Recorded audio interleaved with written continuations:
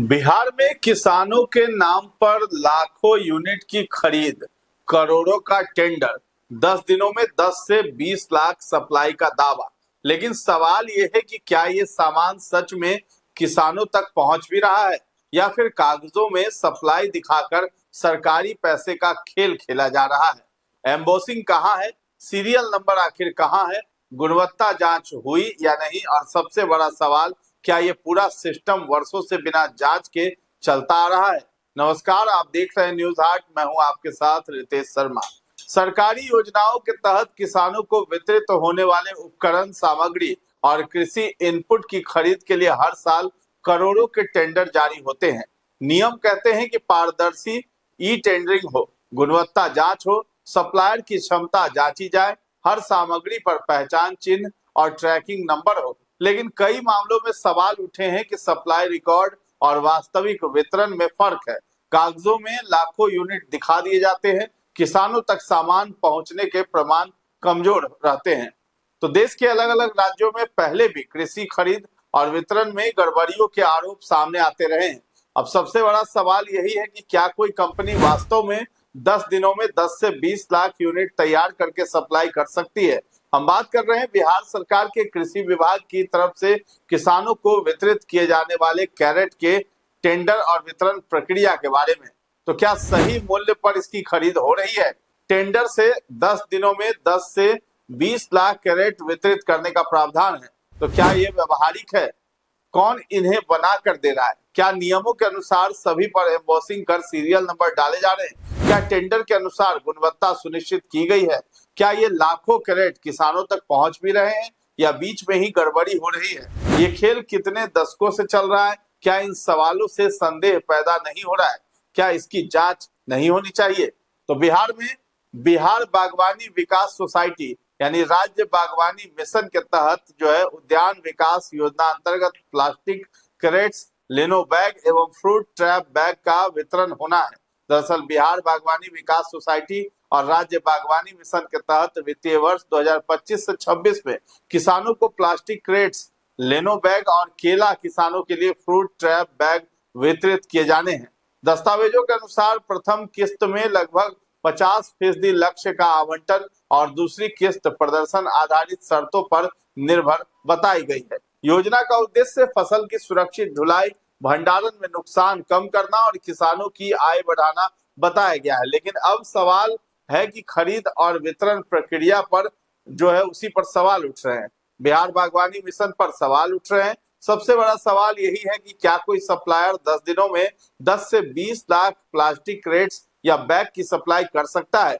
विशेषज्ञों के अनुसार इसके लिए चाहिए होता है बड़े स्तर का उत्पादन, भारी मशीनरी, विशाल गोदाम, ट्रांसपोर्ट नेटवर्क और पहले से तैयार स्टॉक।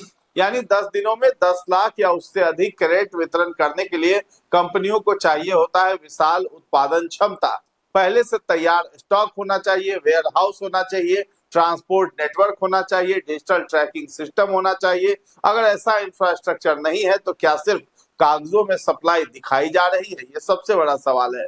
कई मामलों में जांच एजेंसियों ने पेपर सप्लाई यानी सिर्फ रिकॉर्ड पर वितरण होने के आरोप पाए हैं। अगर सप्लायर के पास इतनी क्षमता नहीं है तो क्या सिर्फ कागजों में सप्लाई दिखाई जा सकती है? एम्बोसिंग और सीरियल नंबर आखिर कहाँ है? सरकारी खरीद नियमों में अक्सर ये शर्त होती है कि हर यूनिट पर embossing, batch number, serial number, QR या पहचान कोड हो ताकि बाद में ट्रैकिंग हो सके और फर्जी सप्लाई रोकी जा सके। लेकिन सवाल उठ रहे हैं कि क्या वास्तव में सभी यूनिट्स पर नंबरिंग हुई है? क्या रिकॉर्ड उपलब्ध है? क्या फील्ड वेरिफिकेशन हुआ है? अगर लाखों यूनिट कैरेट बिना ट्रैकिंग किसानों तक भेजी गई तो बीच में माल गायब होने का खतरा भी बढ़ जाता है। तो यदि किसी योजना में लाखों यूनिट की खरीद हो रही है तो सामान्यतः निम्न बातें अनिवार्य मानी जाती हैं। ई टेंडर और प्रतिस्पर्धी बोली खरीद GEM ई प्रोक्यूरमेंट पोर्टल पर होनी चाहिए ताकि सही मूल्य तय हो सके। निर्माता और सप्लायर की पहचान हो, कौन कंपनी बना रही है, उसकी उत्पादन क्षमता क्या है, GST, MSME, ISO आदि वैध हैं या नहीं, गुणवत्ता परीक्षण, lab test, sample approval, BIS ISI मानक जांच, ट्रेसेबिलिटी, हर यूनिट पर embossing, batch number, serial number या QR कोड होना चाहिए ताकि ट्रैकिंग हो सके। डिस्पैच और वितरण रिकॉर्ड भी होना चाहिए। गोदाम से निकासी, ट्रांसपोर्ट चालान, पंचायत ब्लॉक स्तर पर प्राप्ति रजिस्टर, लाभार्थी हस्ताक्षर आदि। तो व्यवहारिक सप्लाई क्षमता जो है 10 दिनों में 10 से 20 लाख यूनिट वितरण तभी संभव है जब पहले से स्टॉक तैयार किया गया हो, मल्टी लोकेशन वेयरहाउस हो, पर्याप्त ट्रांसपोर्ट नेटवर्क हो, डिजिटल ट्रैकिंग हो। अन्यथा ये संदेह पैदा कर सकता है कि कागजों में सप्लाई दिखाई गई हो। तो भारत में कई योजनाओं में वितरण और लाभार्थी सत्यापन को लेकर पहले भी सवाल उठते रहे हैं।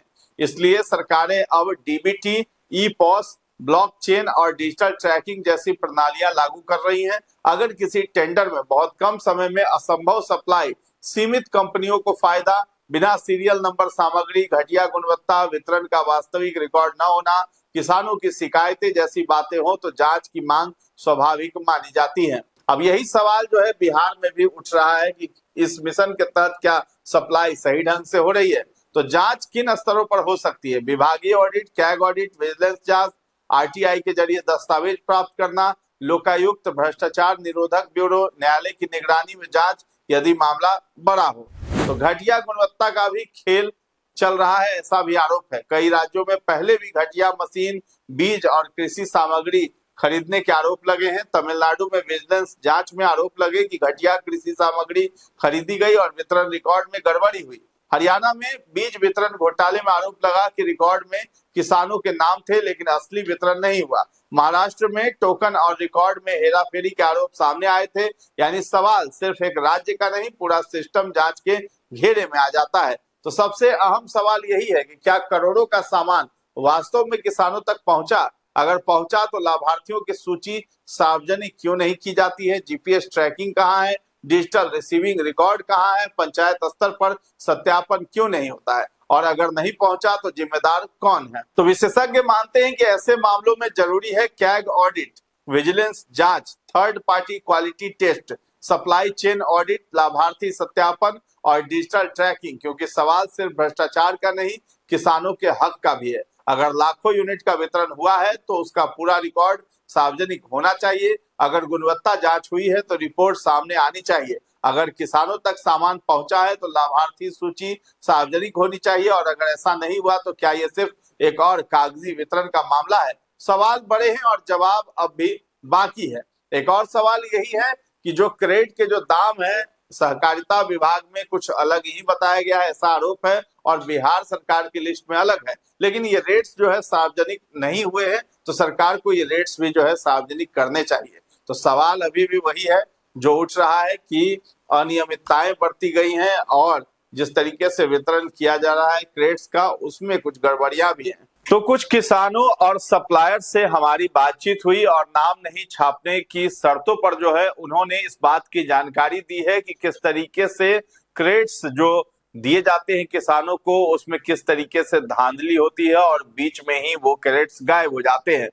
तो हालांकि न्यूज हार्ट इसकी पुष्टि नहीं करता है, लेकिन ये आरोप लगाए जा रहे हैं सप्लायर्स और कुछ किसानों के द्वारा कि इस मिशन के तहत जो है ये धांधली हो रही है। अब देखना है कि कृषि विभाग में जिस तरीके से ये धांधली हो रही है क्या उस पर कार्रवाई होती है या नहीं होती है, मंत्री क्या इसको जो है संज्ञान में लेते हैं या नहीं लेते हैं।